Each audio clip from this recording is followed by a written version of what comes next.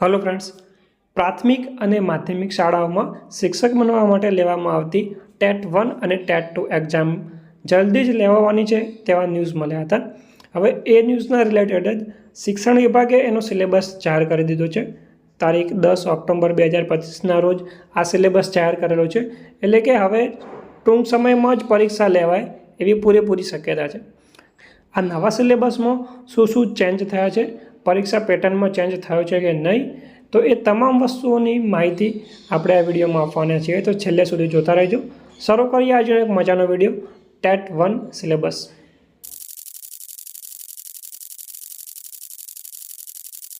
આઠ 10/2025નો આ પરિપત્ર છે અને જે 10 ઓક્ટોબર 2025ના રોજ મંજૂર થવા માટે મોકલાયેલો છે।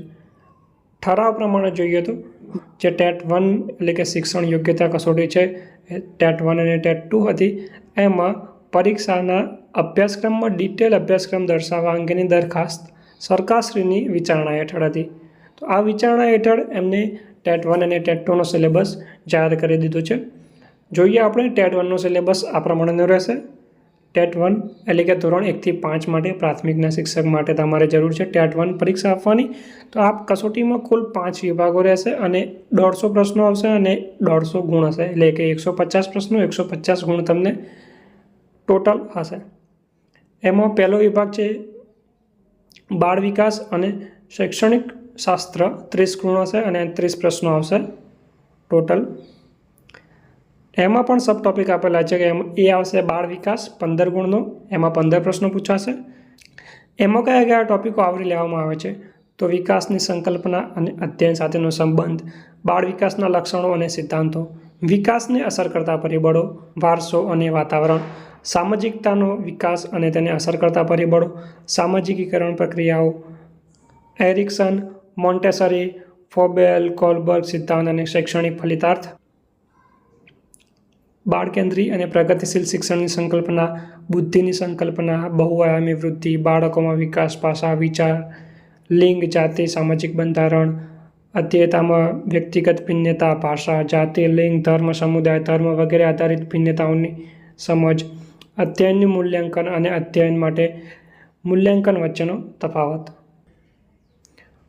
દ્રષ્ટિકોણ અને પ્રયાસો, વર્ગખંડમાં અધ્યેયતાઓની વર્ગખંડ તત્પરતા, અધ્યયન અને વિવેચનાત્મક ચિંતનના વિકાસ અને અધ્યેયતાની અધ્યયન સિદ્ધિના મૂલ્યાંકન માટેની યોગ્ય પ્રશ્નોની રચના। બી ટોપિકમાં છે સમાવેશી શિક્ષણ, વિશિષ્ટ જરૂરિયાત ધરાવતા બાળક અંગે સમજ, એમાં 5 ગુણ હશે અને 5 પ્રશ્નો પૂછાશે। એમાં સબ ટોપિક આપેલા છે કે વિવિધ પરિવેશ ધરાવતા અધ્યેયતાઓને સમાવવા, જેમાં આર્થિક, સામાજિક રીતે પછાત, વંચિત બાળકોનો સમાવેશ। બીજું છે અધ્યયન અક્ષમતા એટલે કે લર્નિંગ ડિસેબિલિટી ધરાવતા બાળકો, વિવિધ દિવ્યાંગતા ધરાવતા બાળકો। સી વિભાગમાં આવશે અધ્યયન અને શૈક્ષણિક શાસ્ત્ર, 10 ગુણનો આવશે અને એના 10 પ્રશ્નો આવશે। એમાં બાળકો કેવી રીતે વિચાર કરે છે અને શીખે છે, અધ્યયન અધ્યાપનની પાયાની પ્રક્રિયાઓ, બાળક સમસ્યા ઉકેલનાર અને વૈજ્ઞાનિક સંશોધક તરીકે, બાળકોમાં અધ્યયન અને વૈકલ્પિક સંકલ્પના, જ્ઞાન, બોધ અને સંવેગો, પ્રેરણા અને અધ્યયન, અધ્યયનને અસર કરતા વ્યક્તિગત અને પર્યાવરણીય પરિબળો। વિભાગ 2 જે છે એમાં ગુજરાતી ભાષાના પ્રશ્નો આવશે, એમાં કુલ 30 પ્રશ્નો આવશે અને તમારે 30 માર્ક્સનું રહેશે। એમાંથી 15 માર્ક્સના હશે ભાષા અર્થગ્રહણ, એટલે કે આપણે કહે છે લેંગ્વેજ કોમ્પ્રિહેન્શન્સ, એ રીતે ભાષાના પેપરમાં દરેક વિષયના વસ્તુમાં ભાષા સજ્જતા, વિદ્યાર્થી સાથે વ્યવહાર તેમજ આંતરક્રિયાને લગતી સજ્જતાનું મૂલ્યાંકન કરતા, તેમજ ભાષાના મૂળભૂત તત્વો, પ્રત્યાયન અને સાર્થ અર્થગ્રહણની ક્ષમતાનું મૂલ્યાંકન કરતા પ્રશ્નો, અપરિચિત પાઠો, વાચક 2 પાઠ, 1 ગદ્ય અને 1 નાટક એમ કાવ્ય, પ્રશ્નો, સમજૂતી, અનુમાન, વ્યાકરણ અને વાક્કુશળતા, એ જ રીતે શ્રવણ અને કથન। અને આ કસોટીમાં ધોરણ 1 થી 5ના ગુજરાતી વિષયના અભ્યાસક્રમ આધારિત પ્રશ્નો, પરંતુ તેની કઠિનતાનું મૂલ્ય અને સંબંધ માધ્યમિક શિક્ષણ ધોરણ 10 સુધીનો રહેશે, એટલે કે 1 થી 5ના ગુજરાતી ભાષાના પ્રશ્નો આવશે, પરંતુ એનું જે લેવલ છે એ ધોરણ 10 સુધીનું રહેશે। એમાં બીજું છે બી ભાષા વિકાસની શૈક્ષણિક પદ્ધતિ, એમાં સબ ટોપિક આપેલા છે અધ્યયન અને ભાષા શિક્ષણના સિદ્ધાંતો, ભાષા શીખવવામાં વ્યાકરણની ભૂમિકા, વર્ગખંડમાં ભાષા શીખવવાના પડકારો, ભાષા કૌશલો, ભાષા અર્થગ્રહણ અને પ્રાવીણ્યનું મૂલ્યાંકન, અધ્યયન અધ્યાપન સામગ્રી અને ઉપચારાત્મક શિક્ષણ. વિભાગ 3માં આવશે અંગ્રેજી ભાષા લેંગ્વેજ 2. 30 માર્ક્સનું આવશે, 30 પ્રશ્નો રહેશે તમારા માટે. એમાં એ ભાગ આપેલો છે કે ભાષા અર્થગ્રહણ એટલે કે લેંગ્વેજ કમ્પ્રિહેન્શન, જે આપણે ઉપર જોયું ગુજરાતી ભાષામાં, એ જ રીતે અંગ્રેજી ભાષા માટે આવશે. અહીંયા પણ એ જ છે કે આ કસોટીમાં ધોરણ 1 થી 5ના અંગ્રેજી ભાષા વિષયના અભ્યાસક્રમ આધારિત પ્રશ્નો, પરંતુ તેનું કઠિનતાનું મૂલ્ય અને સંબંધ માધ્યમિક શિક્ષણ એટલે કે ધોરણ 10 સુધીનો રહેશે. એટલે કે ધોરણ 10 સુધીમાં જે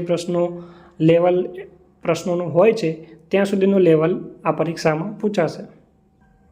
એનો જે પાર્ટ બી છે એમાં છે ભાષા વિકાસની શૈક્ષણિક પદ્ધતિ. એમાં પણ ઉપર જોયું એ પ્રમાણે ગુજરાતી પ્રમાણે 15 ગુણ અને 15 પ્રશ્નો, 15 માર્ક્સનો તમારો આ ટોપિક રહેશે. એમાં અધ્યયન અને ભાષા સંપ્રાપ્તિ, ભાષા શિક્ષણના સિદ્ધાંતો, ભાષા શીખવવામાં વ્યાકરણની ભૂમિકા, વર્ગખંડમાં ભાષા શીખવવાના પડકારો, ભાષા કૌશલ, ભાષા અર્થગ્રહણ અને પ્રવીણ્યનું મૂલ્યાંકન, અધ્યયન અધ્યાપન સામગ્રી અને ઉપચારાત્મક શિક્ષણ. ચોથો વિભાગ જે છે એમાં ગણિત આવશે, 30 પ્રશ્નો આવશે અને એમાં 30 માર્ક્સનો તમારો આ વિભાગ રહેશે. એમાંથી 15 માર્ક્સનું આવશે વિષય વસ્તુ, એટલે કે 15 માર્ક્સનું 15 ગુણનું આવશે વિષય વસ્તુ કે ધોરણ 1 થી 5ના ગણિત વિષયના અભ્યાસક્રમ આધારિત પ્રશ્નો, પરંતુ તેનું કઠિનતાનું મૂલ્ય ધોરણ 10 સુધીનું રહેશે. બીમાં આવશે પદ્ધતિશાસ્ત્ર, 15 ગુણનું 15 પ્રશ્નોનું. પદ્ધતિશાસ્ત્રમાં શું પૂછાશે તો ગણિતનું સ્વરૂપ, તર્કશક્તિ, અભ્યાસક્રમમાં ગણિતનું સ્થાન, ગણિત શિક્ષણની પદ્ધતિઓ, પ્રયુક્તિઓ, વર્ગખંડ પ્રત્યાયનમાં ભાષાની ભૂમિકા, ઔપચારિક અને અનૌપચારિક મૂલ્યાંકન, ગણિત અધ્યયન સમસ્યાઓ, ગણિતમાં થતી ભૂલો અને તેના નિવારણ ઉપાયો. 5મો વિભાગ છે પર્યાવરણ, સામાન્ય જ્ઞાન, શિક્ષણના વર્તમાન પ્રભાવ, એટલે કે એમાં શિક્ષણના રિલેટેડ કરંટ અફેર એ પણ આવી જશે. 30 માર્ક્સનું રહેશે અને ટોટલ 30 પ્રશ્નો રહેશે. એમાં એ સબ ટોપિક છે પર્યાવરણ વિષય અને પદ્ધતિશાસ્ત્ર, એ ટોટલ 20 માર્ક્સનું અને 20 પ્રશ્નો આવશે. ધોરણ 1 થી 5ના અભ્યાસક્રમ આધારિત જ અને જેનું કઠિનતાનું મૂલ્ય ધોરણ 10 સુધીનું રહેશે.